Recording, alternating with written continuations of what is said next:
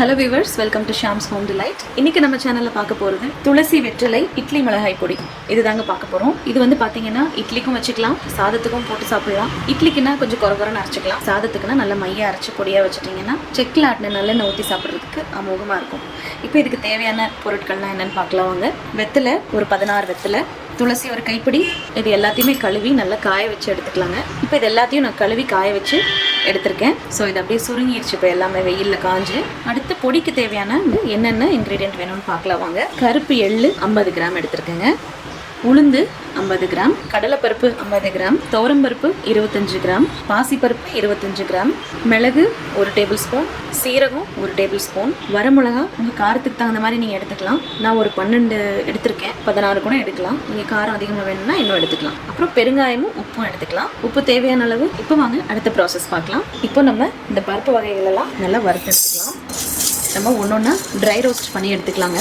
ஒரு பருப்பையும் 3 நிமிஷம் போட்டு நல்லா பொன்னிறமாக வறுத்து எடுத்துக்கோங்க. நம்ம பொடிக்கு எப்படி வறுப்போம் அந்த மாதிரி. ஸோ பச்சை வாடை போக நல்லா வறுத்து எடுத்துக்கலாம். இந்த மாதிரி வறுக்கிறதுக்கெல்லாம் வந்து நீங்கள் ஒரு மரக்கரண்டியை யூஸ் பண்ணிக்கோங்க.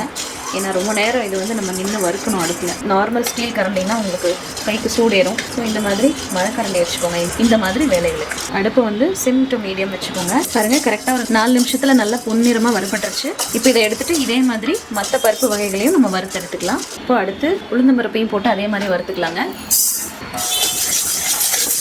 பாருங்கள், எதுவும் கோல்டன் ப்ரௌனாக ஆக ஆரம்பிச்சிருச்சு. நம்ம இதை எடுத்துகிட்டு மற்றதை வறுத்துக்கலாம்.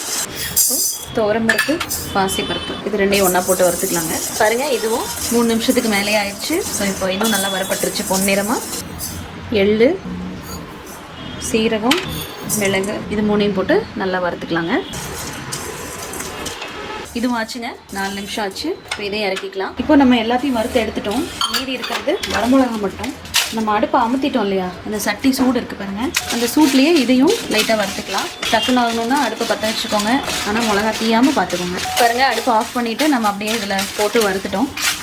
சத்தம் கேட்குதுங்களா? நல்லா மொறுன்னு. ஸோ இப்போ இதையும் மற்ற எல்லா இன்க்ரீடியன்ஸையும் ஆற வச்சுட்டு அப்புறமா நம்ம அரைச்சிக்கலாம். இப்போது நம்ம காய வச்சு எடுத்து இந்த புல் இதை காய வைக்கும் போதே நீங்கள் வந்து பொடிச்சிக்கோங்க. வெத்தலை, துளசி இலை, தூதுவலை இருந்ததுன்னா அதுவும் போட்டுக்கலாங்க. இதில் அது போட்டால் கடலைப்பருப்பு இன்னும் கொஞ்சம் கூட சேர்த்துக்கணும். இப்போது நம்ம வறுத்து வச்சுருக்கிற இந்த எல்லா இன்க்ரீடியன்ஸையும் இதில் போட்டு நல்லா பொடியாக அரைச்சிக்கலாம். இது எல்லாத்தையும் இப்போது மிக்ஸி ஜாரில் ஆட் பண்ணிவிட்டு ஒரு 1/4 டீஸ்பூன் பெருங்காயத்தூள், இந்த பொடி அரைக்க போகிற அளவுக்கு தேவையான அளவு இது எல்லாத்தையும் நல்லா அரைச்சி எடுத்துக்கலாங்க.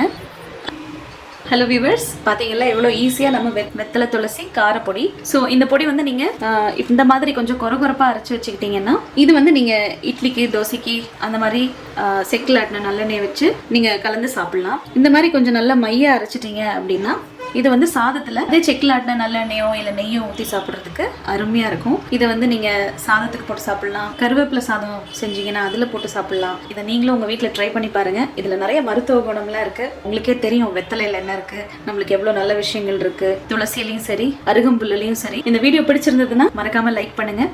இந்த ரெசிபி செஞ்சு பார்த்துட்டு எங்களுக்கு ஃபீட்பேக் கொடுங்க. தேங்க்ஸ் ஃபார் வாட்சிங்.